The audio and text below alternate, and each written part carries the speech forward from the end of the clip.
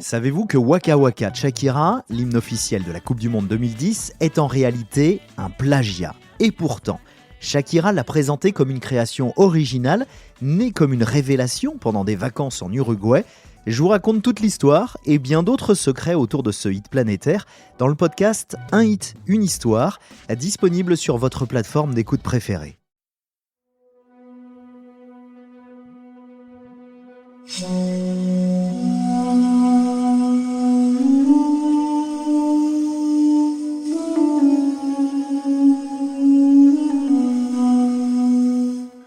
Bonjour, bienvenue dans le podcast L'histoire des Germains, des Francs et des Mérovingiens. Je m'appelle Xavier. Et je m'appelle Romain. Abonnez-vous à notre podcast sérieux, Mais pas trop. conçu pour les passionnés d'histoire, qui veulent tout comprendre sur ces rois, leurs peuples et leurs aventures durant le premier millénaire. Suivez-nous sur les réseaux sociaux Facebook et Instagram ou écrivez-nous à meropodcast.fr@gmail.com. Et s'il vous plaît, surtout, mettez-nous plein d'étoiles sur votre application de balado favorite. Et laissez-nous plein de commentaires. Ça nous fait plaisir. Ceci est l'épisode bonus 67, Clovis 1, Arthur 0. L'historien anglais du 8e siècle, Bède le Vénérable, livre un récit haut en couleur dans sa chronique en parlant de l'époque de Clovis, et je le cite.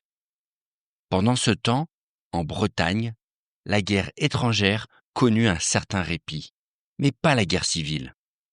Il subsistait encore les ruines des villes détruites par l'ennemi et abandonnées. Et les indigènes, qui avaient échappé à l'ennemi, se battaient désormais les uns contre les autres.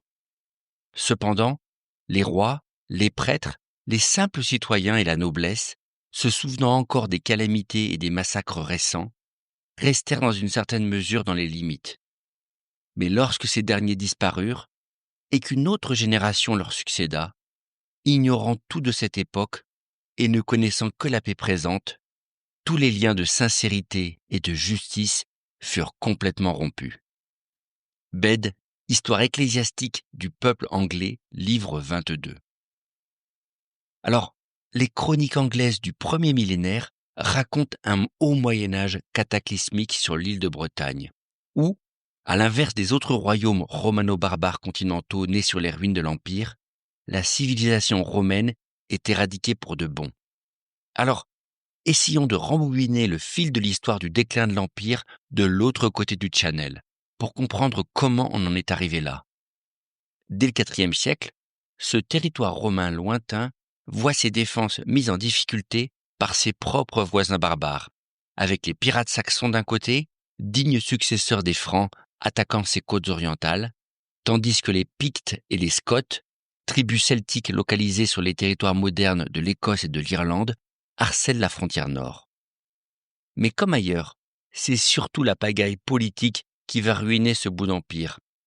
Avec l'usurpation de Magnus Maximus en Occident en 383 contre Gratien, suivi de la rébellion de Constantin III et de son fidèle bras droit, le dernier franc d'empire Édobir, qui s'embarque en 406 pour la guerre civile en Gaule avec toute l'armée. Concrètement, la Bretagne perd à ce moment-là la totalité de ses troupes et de son administration, 50 ans avant que le chaos politique n'engloutisse le reste de l'Occident. L'ex-province romaine va pour sa part sombrer immédiatement dans l'anarchie, d'où va surgir, un bon siècle plus tard, une myriade de petits États germaniques connus sous le nom de royaumes anglo-saxons. Alors, la version cataclysmique des historiens antiques comme Bède, c'est que menacés par les invasions scots et pictes, les Bretons auraient fait appel à des mercenaires saxons pour les défendre. Mauvaise idée, puisque ces hommes de guerre prennent progressivement le pouvoir sur l'île des mains de leurs anciens employeurs qu'ils vont trahir et éradiquer. En quelques décennies, ces petits chefs tribaux fondent leur propre royaume et massacrent en masse la population locale en installant pour 3 siècles leur peuple, leur langue, leurs croyances païennes et leurs pratiques culturelles, économiques et sociales venues de Germanie. Point saillant de cette épopée brillante et obscure apparue au fil des siècles dans les chroniques, le fameux roi Arthur, chef suprême des Bretons libres, qui, à peu près contemporain de Clovis, aurait vaincu les assaillants saxons autour de l'an 500 à la fameuse bataille du Mont Badon, mettant un coup d'arrêt à leur invasion.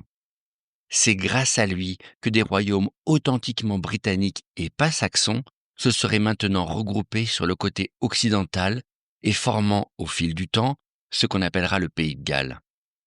Alors, les historiens modernes ont peu à peu remis en cause tout ce schéma, à commencer par le personnage d'Arthur, qui ne serait que l'agrégation très tardive de plusieurs personnages britanno-romains. Mais plus encore que cet homme, c'est toute cette histoire sordide de subversion migratoire violente, accompagnée d'un génocide généralisé des Bretons par des guerriers saxons rebelles, éradiquant au passage la langue latine, le christianisme et toute la culture romano-bretonne, qui a donc progressivement été abandonnée au fil du XXe siècle. L'idée qui s'est imposée, c'est qu'une simple poignée de chefs militaires saxons entourés de leur bande ont réussi le casse du siècle, en s'imposant par la force au sommet de la hiérarchie sociale et forçant, brutalement ou non, toute la société à se mouler sur leur mode culturel à eux. Avec une société moins urbaine, moins latinisée, s'unifiant très lentement autour du christianisme et où le latin restait principalement la langue des villes et des élites, la société britannique traditionnelle a tout simplement cédé avec le chaos politique et économique. Par instinct de survie, les hommes et les femmes de la partie orientale de la future Angleterre ont préféré adopter rapidement la culture de la poignée d'hommes forts saxons, à défaut de pouvoir résister comme leurs compatriotes de l'Ouest, regroupés dans la partie la plus inaccessible de l'île. Mais l'historiographie a rebondi depuis les années 2010, avec l'arrivée de la génétique, prouvant que si la population originelle bretonne n'avait sûrement pas été éradiquée, la théorie inverse d'une simple poignée de guerriers s'emparant de l'île n'était peut-être pas exacte non plus, car les nouvelles analyses génétiques prouvent apparemment qu'une véritable migration conséquente de Germains a bien eu lieu sur des décennies voire des siècles, contribuant elle aussi à façonner la nouvelle société anglo-saxonne, autant donc par la culture que par l'ADN. C'est d'ailleurs l'idée que des Saxonnes, c'est-à-dire des mamans, ont fait partie des migrants qui est désormais largement soutenue par la communauté scientifique pour expliquer l'implantation d'une religion et d'une langue étrangère, si on peut dire, l'éducation et les premières années étant principalement entre les mains des femmes à cette époque.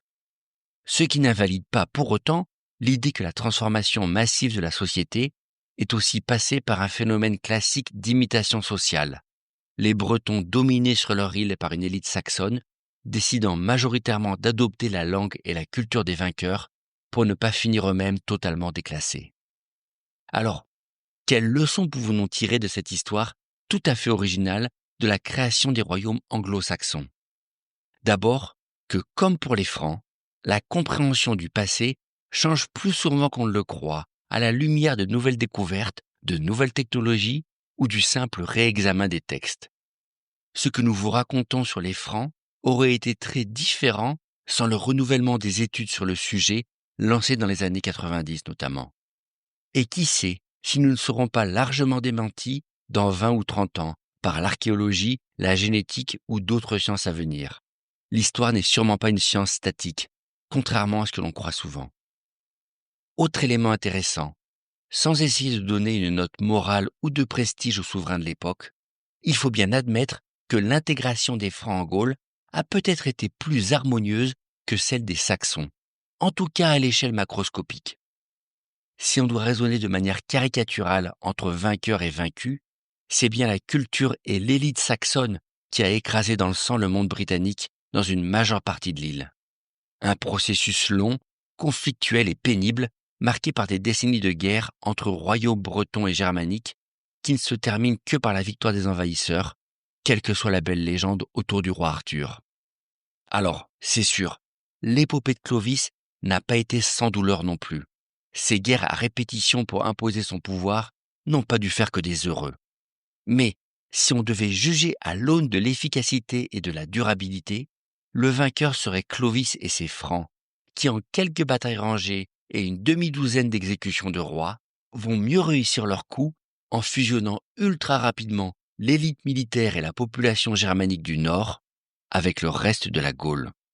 Concrètement, ces hommes ont tous rapidement adopté une bonne partie du bagage culturel gallo-romain, à commencer par la religion et la langue de leur pays d'adoption. Et ensuite, ils ont choisi de ne pas imposer agressivement leur culture franque à travers le pays, mais bien de laisser chaque ensemble régional avec ses particularismes locaux, comme son code de loi ou ses évêques. Un modèle moins agressif pour les populations finalement, où plutôt que de massacrer des paysans ou de plaquer un modèle germanique importé de toutes pièces, Clovis et ses successeurs vont réussir la fusion par le haut en faisant tomber le plus de barrières culturelles possibles dès le départ et en incitant fiscalement, socialement et politiquement tous leurs descendants, francs comme gallo-romains, à participer à une nouvelle société largement unifiée sous leur égide. Arthur pouvait avoir toutes les épées magiques et toutes les tables rondes qu'il voulait.